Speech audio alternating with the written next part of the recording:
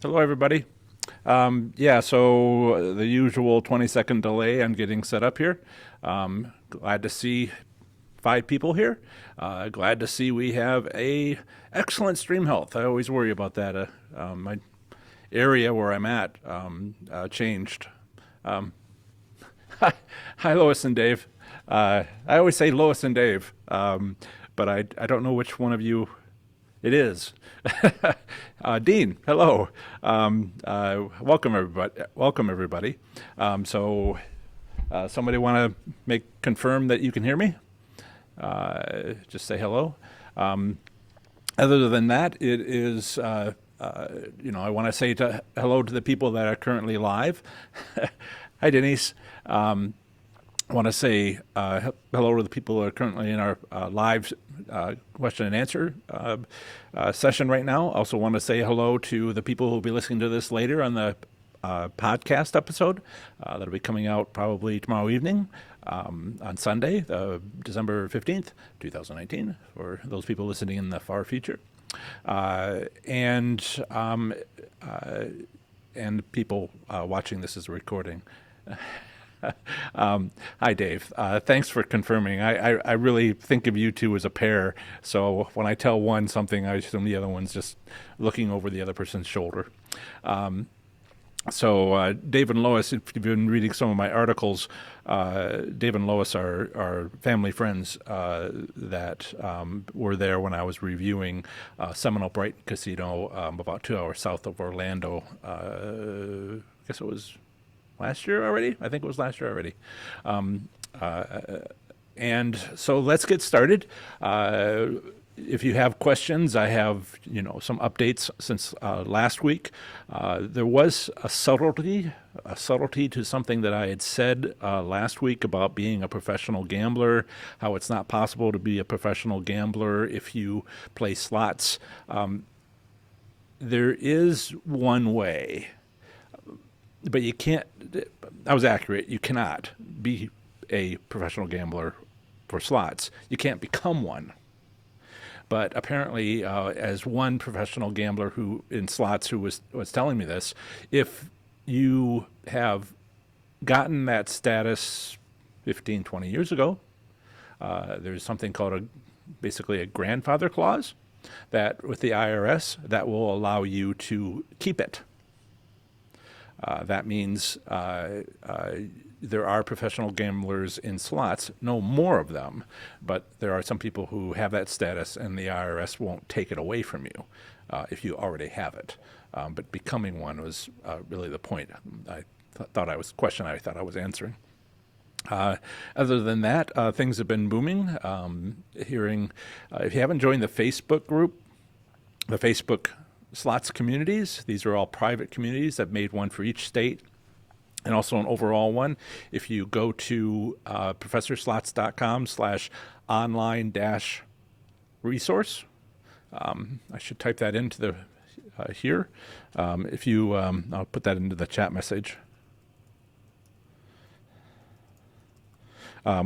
If you go there, yep, that's it. You will find a bunch of different states, some summaries. I write weekly articles, and I go through all the states, territories in our federal district in about a year, about 13 months. I've been doing it. I'm my third time through. It's been interesting to watch the changes in every state as a year goes by, as 13 months go by. But I built communities on Facebook. They're all private Facebook groups. And my goodness, there are a few that don't have very many people. Surprisingly large number in Utah. 3 people in Hawaii. That's awesome. Hey, maker in training. I hope you're doing well. This whole live thing, I know we talked about it in our class, but my goodness, it's a blast. Thanks for swinging by. You're at a Walmart. Walmart has Wi-Fi? Of course they do. What am I thinking?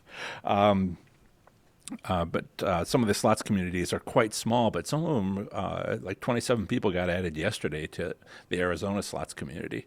And they already had like 50 people. Oklahoma is just booming. And I think the second largest is Washington, the state of Washington. And some interesting stuff going. They have, if you have questions about slots in your states.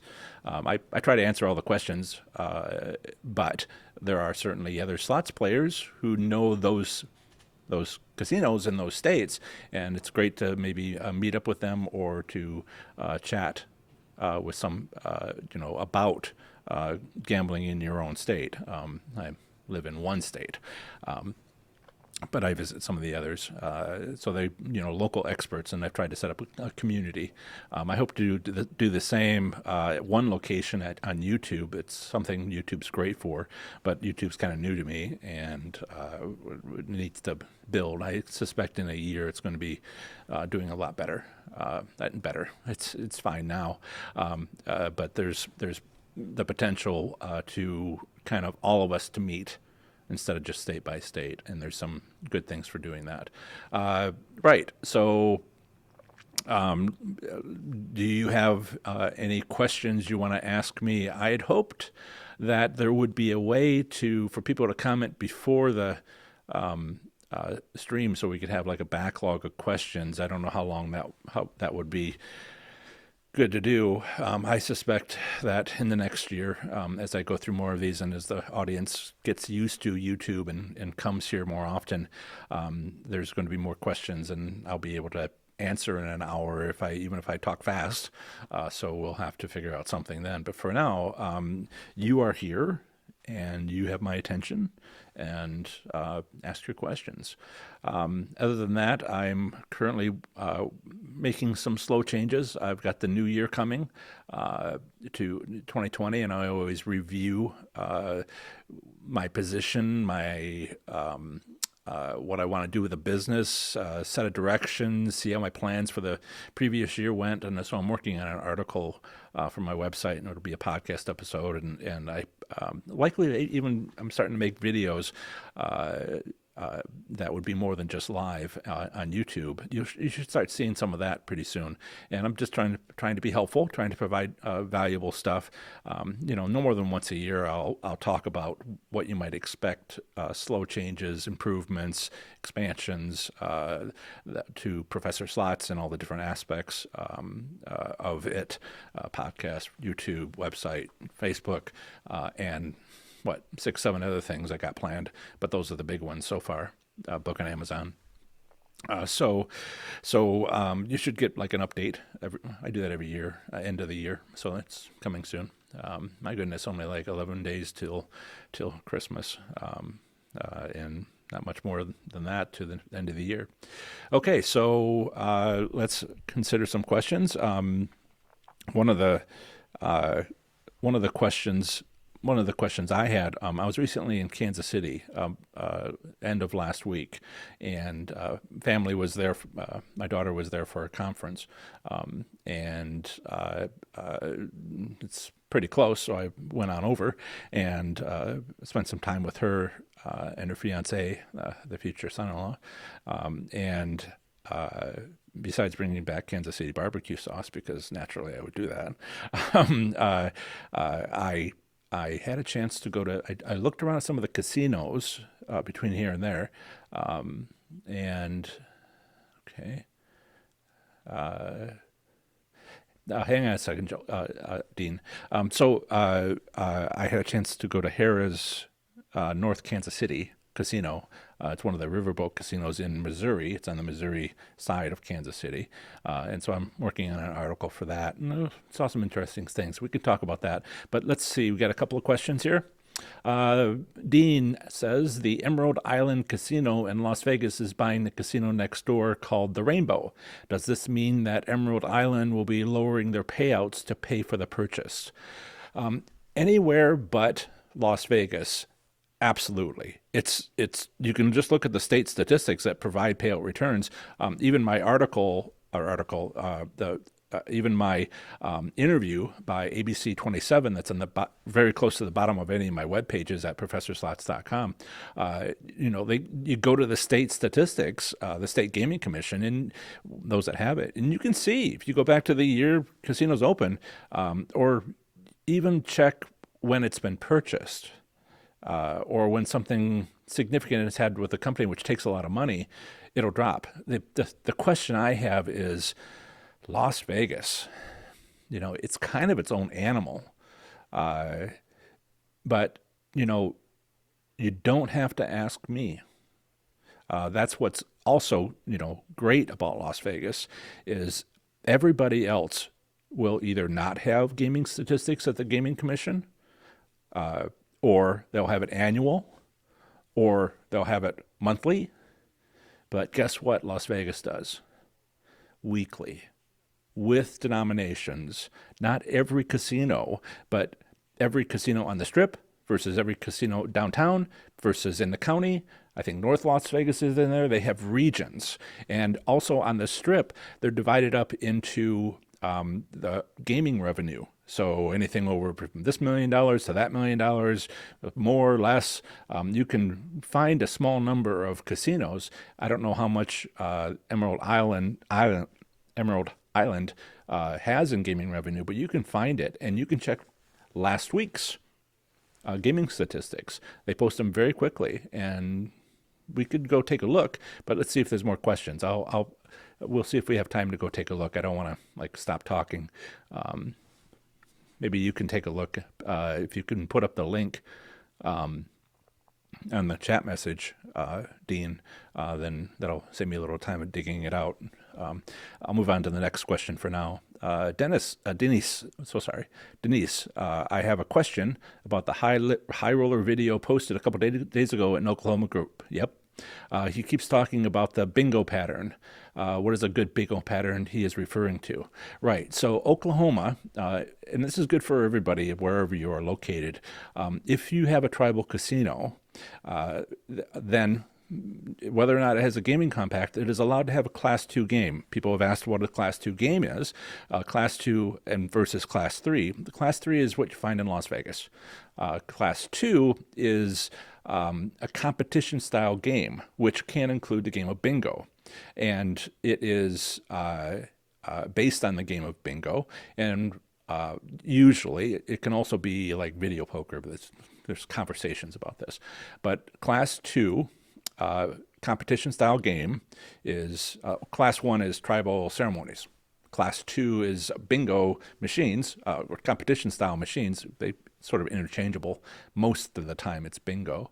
But you can have high limit. And this is, bingo halls versus bingo games. That's a big part of the IGRA of 1988 was allowing tribal casinos to have a source of income. And you don't have to negotiate a state tribal compact to have Class 2 games, as long as the state doesn't completely prohibit having gambling at all. Sometimes state constitutions will say that. So the Oklahoma group had someone who had a question about a video that they had posted, and they were talking about the bingo pattern. For the limited instances where you have a Class 2 game, which actually is dependent upon the game of bingo, it's usually other slots players. In bingo, you have a bunch of other people playing, right? When it's a bingo game, it looks like a slot machine, but it has an additional screen, a pattern, and I think other posts on the Oklahoma group shows these patterns, and it basically shows how the game is going with everybody currently in the casino playing. And it's a grid. There's not really much to, it doesn't give you an advantage. It's just a matter of identifying it. The advantage that you would get from identifying whether or not it's a Class 2 and Class 3, and it's pretty much evenly split in Oklahoma at a casino, half and half, and nobody else does that, is what gaming regulations apply. If it's a Class 3, the gaming regulations that apply in Oklahoma would be the Tribal Gaming Compact, which has different rules than the IGRA, the Class 2 requirements, and like payout returns. There's a question of whether the tribe even has to pay taxes on income from bingo machines, class 2. On the other hand, most customers prefer class 3. That's why most places that can do both tend to just do class 3. I hope I'm not going too long on this. I don't want, see, what I could do is go to the Oklahoma Facebook group and show it on here, but I promise to be private. So there's examples out there. It's not at my fingertips, though. Mountaineer Casino in West Virginia is changing ownership this month. Any idea what the new ownership will do? They'll want to get their money back. Now, what's interesting about tribal casinos, not that these are tribal casinos, but what's interesting about tribal casinos is, hey, there's several thoughts here. What's interesting about tribal casinos is they're not sold. It's the tribes. They can't sell. So you don't have that problem. They don't have that problem, but you can be purchased. And one of the things is that you want to look into, and I don't off the top of my head. There's a lot of states, a lot of things going on. That's why I review once a year each one. Mountaineer Casino, did it change ownership now? Which is very unlikely, but rather changed ownership months ago, and they ordered the signs, and 6 months later they're putting up the signs. Because when a casino is negotiating to be sold, it's a secret, and nobody knows. I mean, I was locked in at one of the casinos here. I had no idea that the casino had been sold, was going to be sold.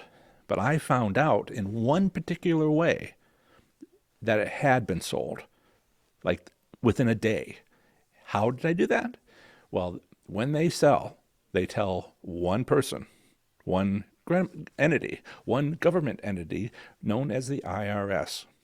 So if you win, and I was winning a lot of W-2Gs at the time, if you get a W-2G and the name is changed on the form, that's how you'll find out. So maybe, so I'm asking you, I'm saying to you that the odds will drop when it is purchased.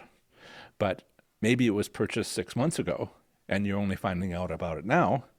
Or maybe, and this is directed towards Philly T, or maybe you did get a W-2G and you know before everybody else. Well, I see you said just happened December 9th. What did? Did they change the signs? Well, yes, but this could be old news. It could be 6 months ago. It's just a matter of how you found out and when did it take effect, which is different from when the signs go up. So that's a distinction you will want to make because, for instance, let's say it happened 6 months ago and now they're making sort of like the publicity announcement because they got their ducks in order and all that, and they're doing it now, and it won't be any different than since they owned it in the last 6 months. You know, the change occurred immediately 6 months ago. Now, if it truly is just changed ownership, then I would say what I've talked about in my Assessing Casinos for Success article on the main page, my main page, professorslots.com, is there's a physical assessment. There's a online assessment and a physical assessment of a casino, and I always encourage people to reassess the casino if you notice things like that. One of change the cards.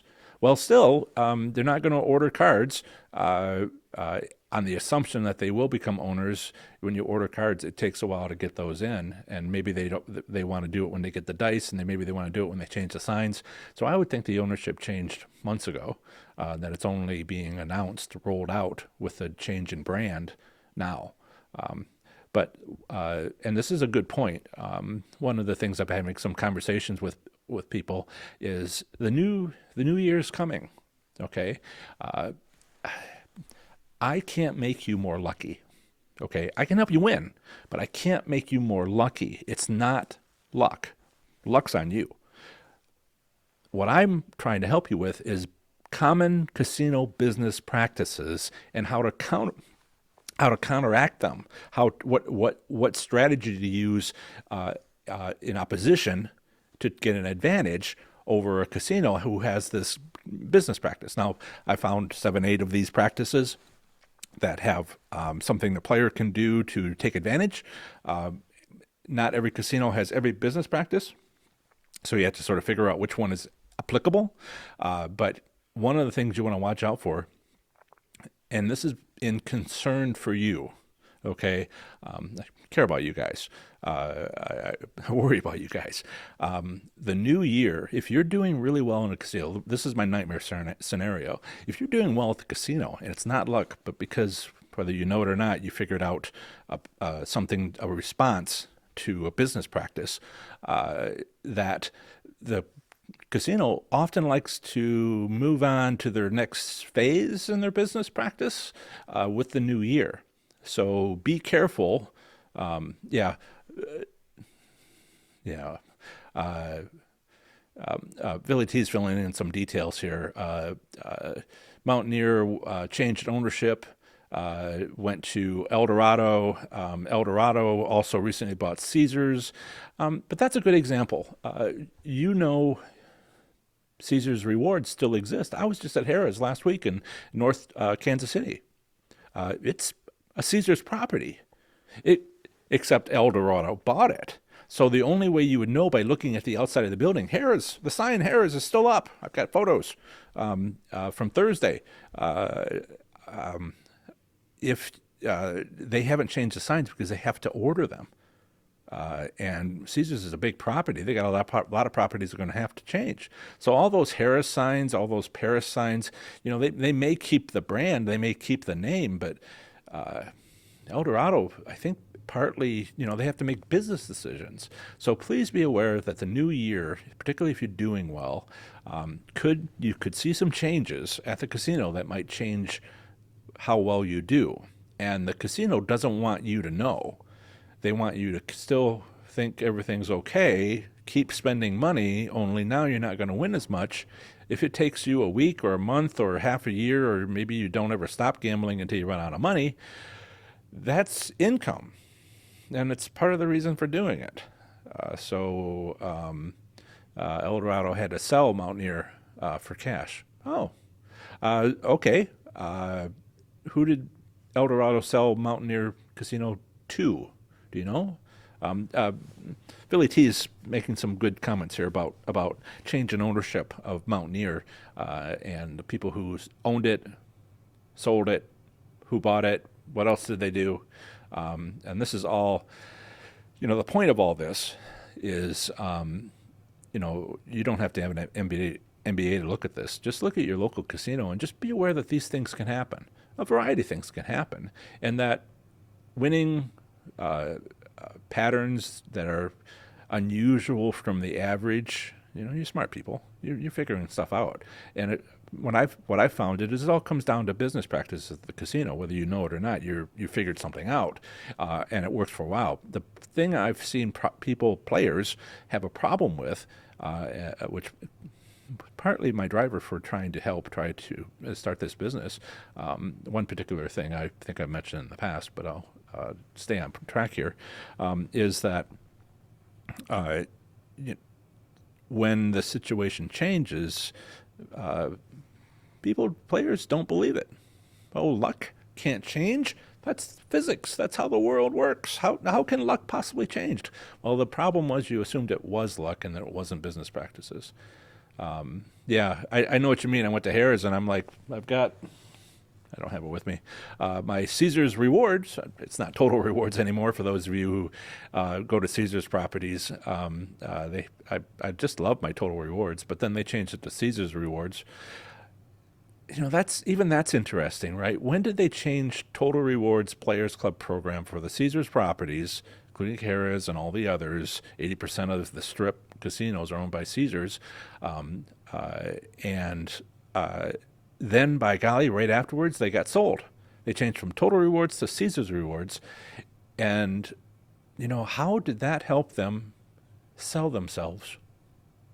You can bet they had some sort of plan. I'm not sure worked for them, given the uproar of changing total rewards to Caesar's rewards, but they might have been able to do that to boost their numbers in some way, and that made them more sellable.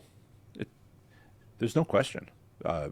Whether or not it happened is a question, but what they were trying to do is not a question. And that's the sort of thing I want you to watch for, particularly with the end of the year. So I think the theme of this hour-long topic, live Q&A, I have to think of a title afterwards, depending on what we talk about, is going to be something along the lines of, reassess your casino at the beginning of the new year, because it's not luck, it's business practices, and that's when people like to change it. Casino operators like to change what they're doing, or not even, it's not random. They planned it years ago. Okay. Any more questions? Yeah, from what you're saying, if they're put out the new players club at the Mountaineer Philly T, then it probably happened a little while ago. I think you should be safe. Whatever you've seen in the last few months is probably what was the change, and you're probably already acclimated to that. That would be my opinion. Let's see. I want to go back up to questions. There was a. Let's see if we can find this technology is tough. I will watch for questions, but let me see if I can bring up a screen over here that would have a bingo pattern so you can see what it looks like. Dun, dun, dun, dun. Let's see. Dun, dun, dun, dun, dun, dun, dun, dun. Try to do that. Where are we at? Right. Bingo pattern. Let's just do that. As one of my friends says, Uncle Google is helping us out here. And bingo pattern game, let's see, electronic game. And where are you at? Come on. Well, BGA. Let's try. One of the companies is Video Gaming Technologies, VGT, Inc. They were recently purchased by Aristocrat. They are, right. I was afraid of this. It's just taking me too long to pop these things up. I'm going to get back to questions from the group here. Tell you what, Denise, I will point out to you on the Oklahoma site one of the images that has the bingo pattern. Let's see. Century Casino owns it now. Century. There's some places that I don't know. I wonder if Century, what else Century Casino owns. Sometimes they're pretty small groups. There's board gaming and others that are growing. It's an interesting gaming industry. Dumb question here. Do casinos make more dollars? There's no dumb questions. Do casinos, this is from Greener Pastures, do casinos make more money during a recession or a hot economy? Surprisingly, I looked into that and there is no difference. It's like, does alcohol consumption reduce because you have less money? The best thing I can say about that is consider any college student you know. They tend to have enough money no matter how much they're starving to have some beer. When economies are down, people drink because they have reasons to. When economies are up, people drink. They have reasons to. When economies are up or down, people have to have their lawns mowed, so lawns get mowed. People have a gambling interest, they don't stop gambling. There might be some small, subtle change, but it's not significant. In fact, they might do it more because it's a stress reliever. Hey, Philly T, you're welcome.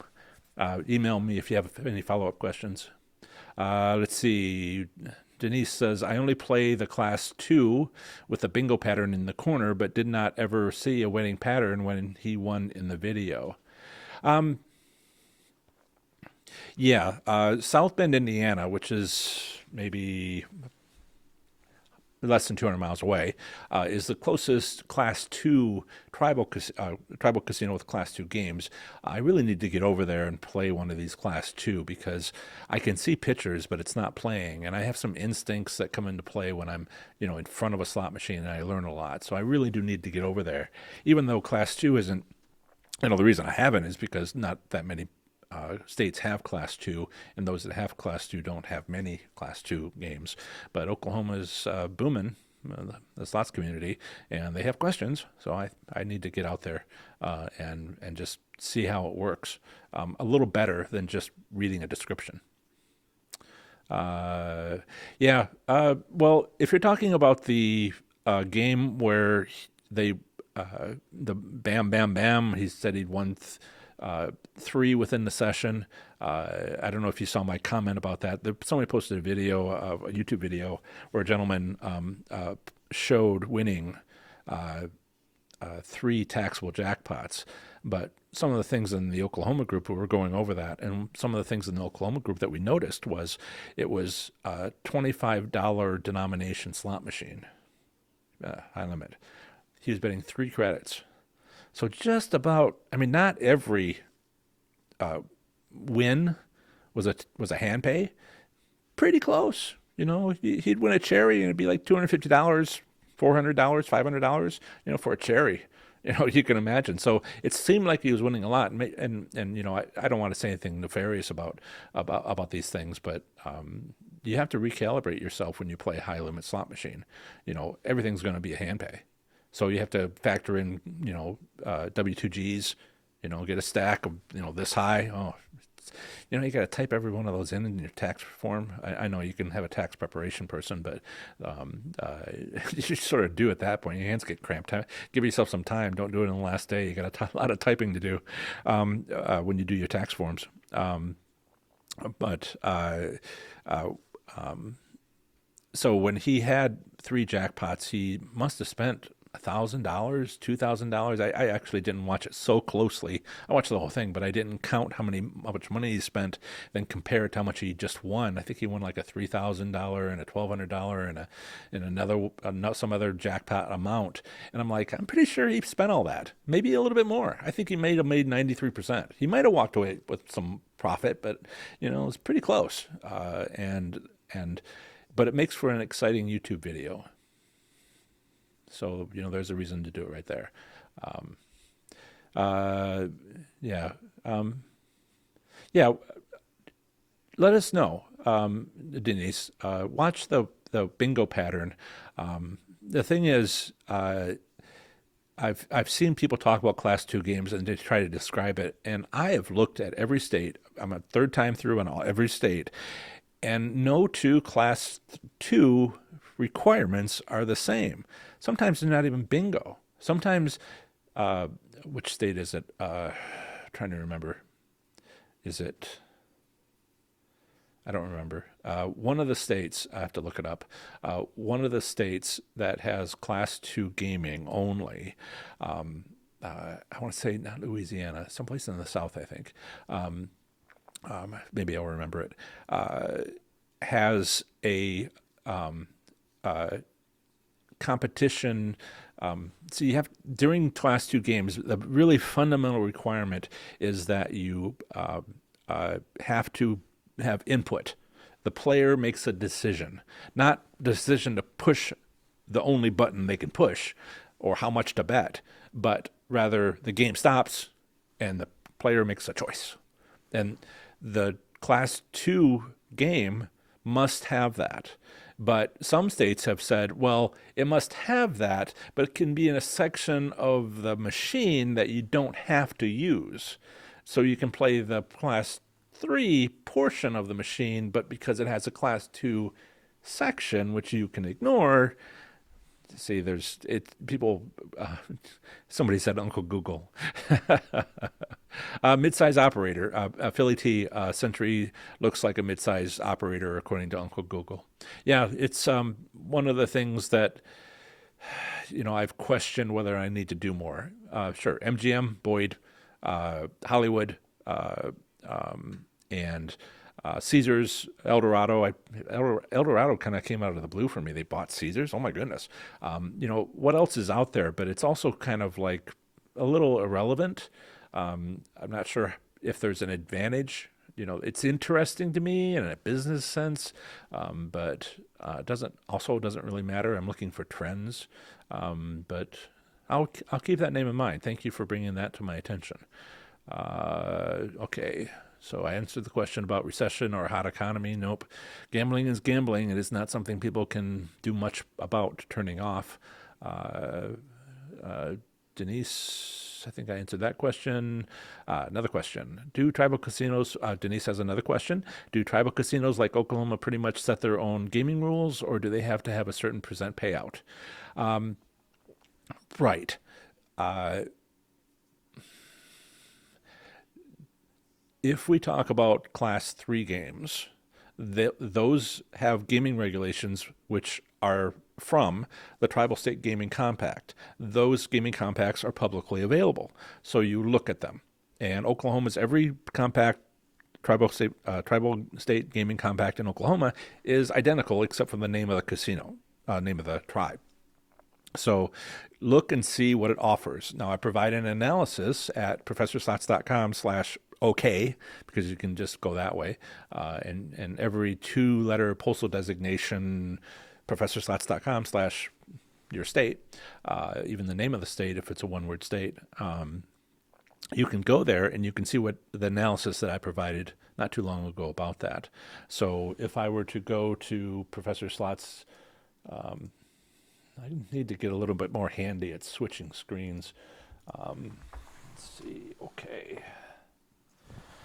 And what I have written about Oklahoma on the tribal casinos, there's a section towards the bottom. I might move it up to the top next time. Let's see. I am going to make another attempt. I still have excellent stream, good. I'm going to make another attempt at adding, come on, this screen and see if that matters. Make sure I don't have any passwords displayed or anything like that. So I will do all and bring up the presenter. I think that might do it. Let's see if I got something here. That's not what I wanted. Let's see if I can show you. Let's see.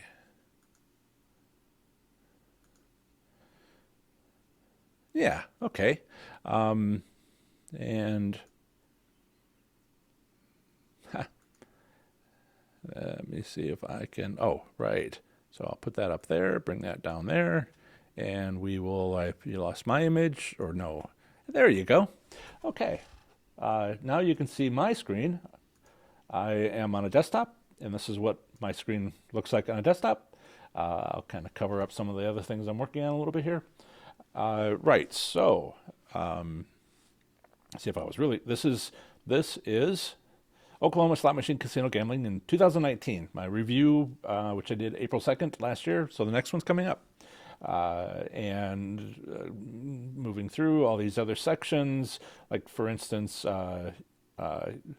there's a section that's all the casinos, nearby casinos, and then I have this, which you may or may not be able to see because I haven't really zoomed in much.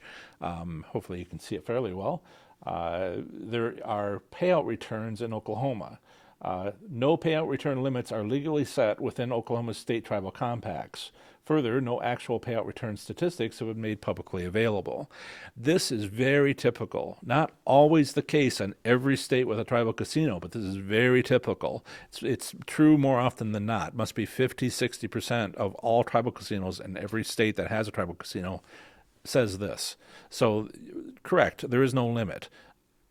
Legally, in the gaming regulations, and I'll, since we're done looking at that, down here at the bottom is the Oklahoma Slots Facebook group for a link and to that group. So let me try to get us back to my face up here. Come on now.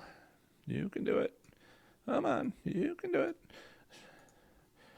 And I'm back. So they don't offer a payout return, and that's from the gaming regulations. But truth be told, every state that has a payout return limit, they don't even get close to it. They're well above it. And the reason why they're well above it is if they had 85% returns, 80% returns, 75% returns, people would hate that casino. So if everybody loses at a casino, they don't come back, and that's bad for business. So while there is no legal limit, everywhere I've seen where they have both the legal limit and the return statistics, they never get close. They stay well above it, partly because if they were accidentally dip below it, they're in big trouble. They could lose their gaming license, and then that's all kinds of badness. They could turn into an entertainment venue with no machines, and that's a huge reduction in income. And the tribe, depends on that for education and other, civil programs, including education and whatnot. So they don't dare risk their only income in many cases. There's a business decision not to bring it down too low. But if you wanted an assurance that it would never go below a certain number, that's what the payout returns provide. Long-winded answer, but I've had to dig all that out. I'm not sure you find too much of that anywhere else. It's what I've uncovered, and I'm sharing, and one of the reasons why I'm trying to help. Full transparency, as best as I understand how everything works, with success. So Dave and Lois, family friends, have my father in the vicinity, and I have we had a conversation when I was at Seminole Brighton, because he lives far away and I don't see him very often. And one of the things he asked me, one of his, never know what question he's going to ask me. He asked me a question: why don't you call yourself johnfriedel.com, not professorslots.com? And I said, no one cares. No one cares that what my name is. It's I do. And how did I say it? John Friedel Jr. cares and John Friedel Sr. cares. But everybody else, because what am I going to say? Johnfriedel.com. How do you spell that? Well, first off, let's talk about Jon. And then we'll get started on the last name. Professor Slots just rolls off the tongue. Yeah. Hi, Dad. Hi, Barb.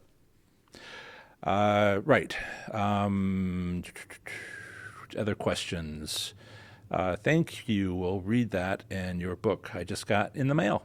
Thank you, Denise, for ordering my book. I want to make sure that I share that with everybody. I wrote down, the first thing I did to start the business is I wrote a book. I wanted to clarify my thoughts. All the notes that I'd taken, all the strategies that I'd seen, I wanted to clearly identify what each one was. And so I wrote it all down in a book. Turns out, terrible business idea for a nonfiction book. Pardon me if I talk a little bit about what it's like to have a business, how to do all this stuff instead of just answering your questions very quickly. Yes, I have a book. If you're interested, I've made it as cheap as reasonably possible. I've made it as cheap as reasonably possible. If I could go all the way down to 99 cents, but then I'd make 30 cents per book because Amazon always takes 70%, and nobody respects a 99-cent book, so I made it like $17, depending if it's the soft cover or the ebook, $17, $18, because that seems about the right amount of money. You don't really make money at it, but it's just to get the word out and to help you and to explain everything. It's the first thing I did. I've dug in on some of the chapters. It's if you have the paperback, it's like 208 pages long. If you have the PDF, it's maybe 230, 240, 240 pages. And the ebook, it depends on your font size. So if I were to go here and get this, let me type that in. Is that what I wanted? I think that's what I wanted. No, I wanted this one. So I'm going to provide a link in the notes. I'll comment with this, and I'll try to remember to. Should be the chat should be available. Let's see, product links.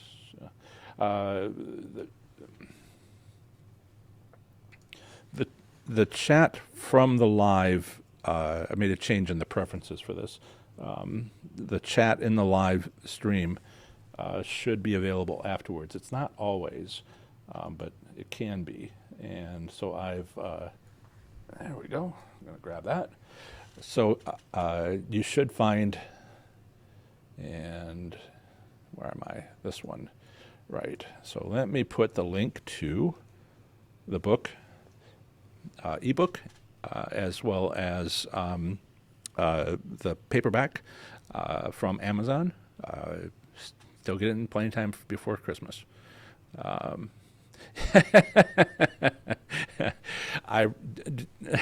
Denise, I wrote the book for you. I am not making money.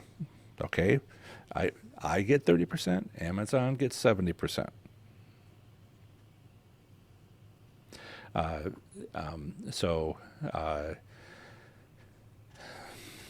So, you know, again, you may not be as interested in the business stuff, but I need to start making online courses available on my website. Maybe I can figure out a way to print on demand from my website where I get that 70%. It wouldn't change the cost for you, but I'd get a larger percentage. Yeah. And Amazon's terms for authors are either that or worse. You can negotiate with Amazon if you're big enough. So some of the houses, publishing houses, have got slightly better terms. As much as we're in casinos and we're interested in making money at casinos, or at least winning money at casinos, there are worse things. Amazon, 70%. That's right. Ouch, huh? Yeah, this is worse than the tribes and the casinos taking your money. That's right. You get 70% back long-term at tribal casinos. Heck, you get 85% back minimum from tribal casinos. I get 30% back. But even if it was, even if I got 100% back, you don't make much money from books. I got bills to pay. I'm spending quite a bit of money every month. This microphone is my fourth microphone, and I got cheap ones to start, and that was a waste of money. So this is not particularly cheap. And my YouTube videos, I'll use this camera on my laptop because it's right for being live, given how much my bandwidth is on my internet. But when on the other videos, I'd love to switch to 4K. But that's a $5,000 camera. I can't, maybe if I sold some $500 online courses, 10 or 20 of those after taxes, maybe I'll be able to afford a better camera for that. So yeah, I've got expenses on this business. It's just bleeding money for years now. So I'd like to get some of that back and maybe even pay off my student loans. I thank you, Denise. Yes, awful. Try another adventure to make something for your time. I have a day job as an aerospace engineer, so I did that one, and that's paying for doing this. I have a growing business, and honestly, I need to grow. If I don't start making income, I can't continue. I'm not making enough, but. Don't worry. I figure my best statistics, again, this is a little bit more about the business. From what I've heard from survey results on knowledgeable people who have large audiences and data, it takes 6 to 8 years to be successful, to be able to give your day job. I'm not sure they're talking about my day job, PhD in the building for making jet engines. They pay me fairly well, but it's still 8 college degrees, has a lot of student loans behind those. Even though I worked my way through college, it's still a lot of student loans. There's a cap. I got past it. I'm a smart guy. I got past it. Wait, am I a smart guy? Educated. I'm educated. I like to tell people that uh, it is a judgment to say that I'm smart. It is a fact to say that I'm educated. Okay. No, I'm going to stick with this one, Denise. I feel like I'm helping people. That's very important to me. And even if I'm making money, still the emphasis is coming from a place of trying to help. But that doesn't mean. So, if you want to buy my book, I'll get 30% of it. Please do. Right. So, what else can I share with you? Questions? Let's see if there's anybody else has questions. There's certainly a lot of things to talk about. End of year stuff, do be careful. You should be fine, but the hardest, it goes the other way. You might find a casino that in the new year, you start winning a lot more. You didn't change. The casino changed.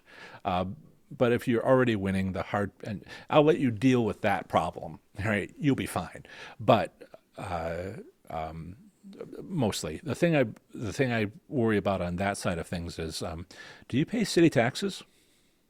If you don't yet, or haven't gotten W-2Gs before, the hand pay that's taxable, automatically taxable at the time of the winning.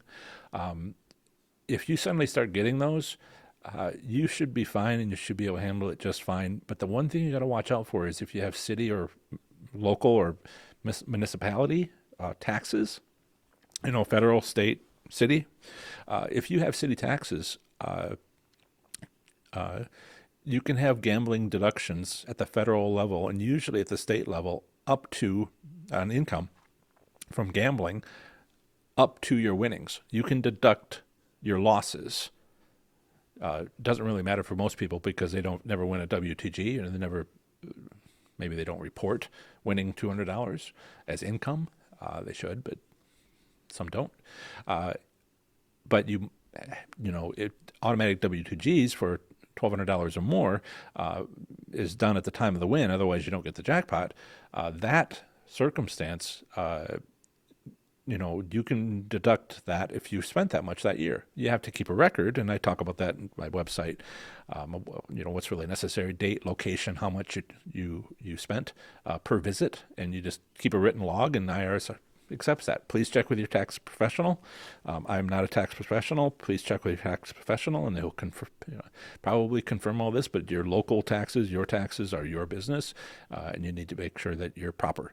But if you do that, keep that record, then you can deduct up to your winnings. And if you keep it the whole year and you never get a W2G, but then you get like a $250,000 jackpot on New Year's Eve, well, you'll save a bunch of taxes that way. Except not with city. No city do I know, and I certainly have not checked with every city in the country, no city that I know of allows you to deduct deduct up to your winnings and what you spent gambling. Federal, yes. There's only one federal, so yes. State, well, kind of state specific, but generally, yeah, they let you do that. But city, I don't know of any. And if you have to pay 2% on $250,000 unexpectedly, so if you start winning W2Gs in the new year because the casino made a change and you have city taxes, be careful. If you start losing, don't think it's you.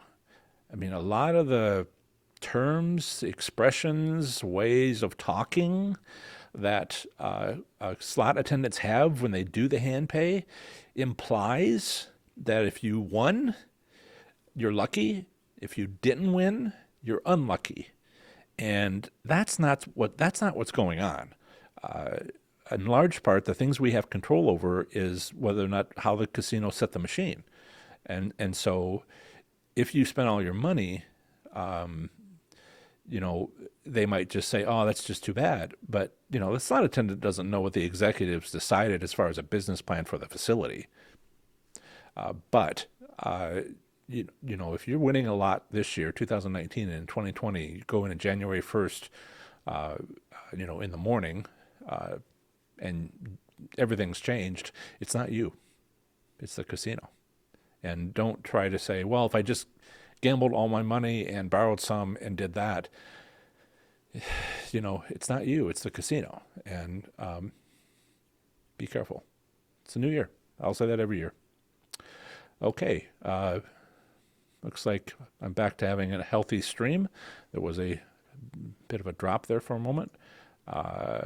Looks like we have excellent attendance today. Hey, get your questions in now.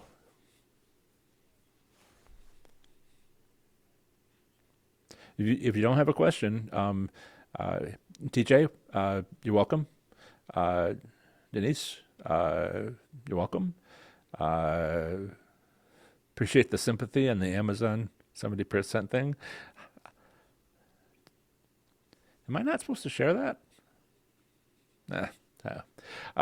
Don't tell anybody. Um,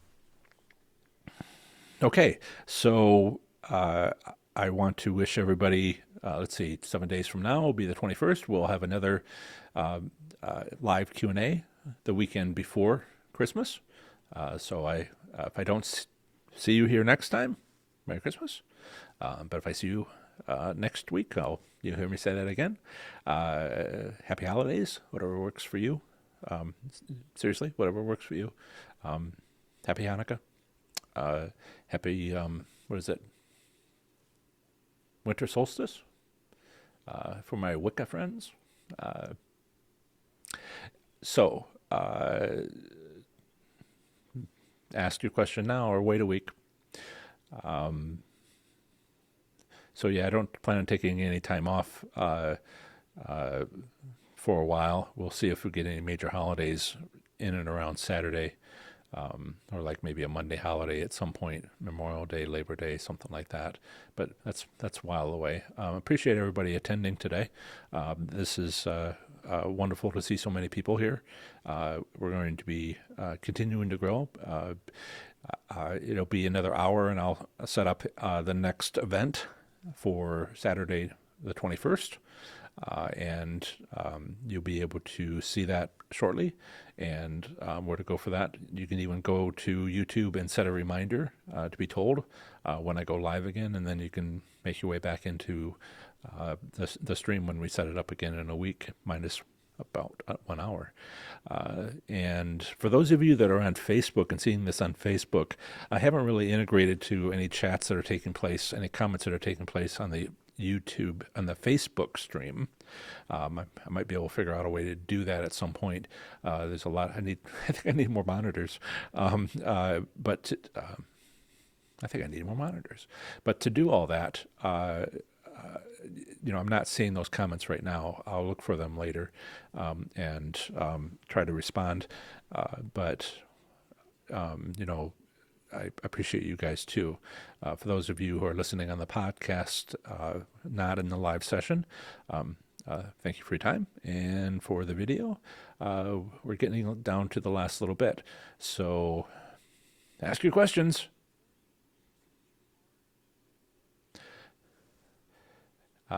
Thank you, Philly T, for subscribing to my channel. Yeah, hey, you're right there on YouTube, guys. You know, click that subscribe button, please. You'll be notified of the next live event, and you'll see some of my other stuff. I am recording videos. I am recording videos like a fiend. I may be posting a video every day next year. I'm trying to get like a month ahead. I'm recording now and getting things set up. It's nothing I've really done before. The state-by-state stuff was just to have a video embedded in my website.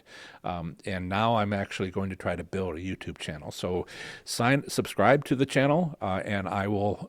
You'll be seeing a lot of videos there about how to win, slots, you know, money management, winning strategies, how to win a car, all the stuff that I have on my website, but on YouTube, because some people only go to YouTube.